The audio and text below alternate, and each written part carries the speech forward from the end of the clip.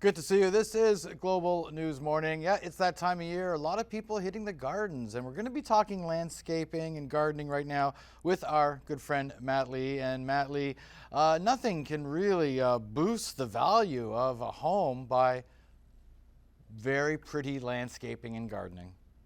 Yeah. We've talked about this a number of times where what is the first impression when you see a home? Right. And I think that the landscaping, the front of the house, the door, all of these pieces come in together. And I think that we're getting to that time of year where everything's starting to bud and you're starting to be able to cut your grass for the first time. And it's like, if you're going to get to the point of, you're thinking maybe I should sell and how can I spruce my house up at a maybe a minimal cost, and some of these things maybe cost a little more than others. And what's going to make it look fresh and clean the best way? And I think that the landscaping does that. And there's lots of examples, lots of ways, and lots of tips you can do this. We can start with trees. Trees and shrubs. If we have a bare yard out front, and you think, oh, maybe I should plant a mature maple. There is programs that the city of Kingston you can look into as well, Hmm. because you know you really only own about half your front yard. Half that property is the city's property, so they might plant a tree for you. You can look at those applications. The other thing is that sometimes if you've owned a house for a long time, shrubs can be overgrown, and maybe it's time to pull those out and replant the actual size of shrubs that fit that garden. Right. And then they look good. They tie into the other perennials, and everything looks sharp. You put a nice tree in there, the birds are going to thank you. That's right.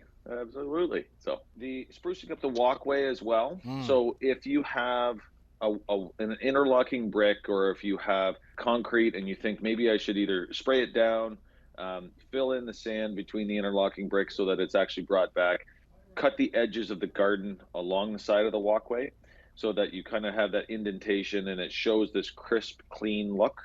And what it'll do is it'll keep that dirt back in the garden and not overflowing on the edges, because when it rains, that dirt's going to move a bit. And when we talk about a lawn, a simple mowing, simple manicure of the lawn, pull Yeah. the weeds, little things like that as well. Yeah, exactly. Aerating your yard, cutting the grass when you're having showings is really, because that is the crisp, clean look. Pruning the trees, like if we get to the point where maybe we're not planting trees, but maybe we have mature trees in the neighborhood or the close, you want to make sure that you're pruning them, one, so that they have the full exposure and that they stay healthy. The other thing is that we want to keep them away from the house, because if you have branches that are getting larger, they're getting closer to the house. One, if they're making a lot of shade on your roof, they will deteriorate those shingles quicker, Hmm. because the shade will create moss, the moss will stay damp, and then you've got an issue. So we want to keep those away from the house. The other thing is that if the branches, you know, bump into the eaves trough, then they could physically cause damage by pushing. And what we want to do is we keep that away from the house. We want to keep them nice and healthy, and then they'll grow up. You sent some pictures here. What a difference a little bit of lighting can make. Yeah, absolutely. If we people that have ground lighting, some people have the pot lights that are in their front porch, the backyard lighting. It really makes a big difference. One, for your own use, and the other thing is that if you had showings that were later in the day, it looks beautiful. So A fire pit, and there's a lot of options out there, and they yeah. do look amazing. Yeah. So there's two things here. One is I think that they are a great setup. It's nice to have, because we went through COVID, I think that people are, hanging out at the house. They're having a little sit down in the backyard. They use their property more often. The fire pits were one of these things. One is check your municipality of how you can use a fire pit, because you want to make sure that you stay within the regulations. Do you need a burn permit? Do you need to stay within those times? It gets really dry in the summer, they're going to say no.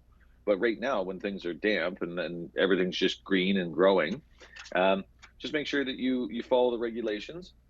Some you'll need the top four. They have those mesh tops, uh, but they do look great. You can build an interlocking pad around there. You can have a couple chairs.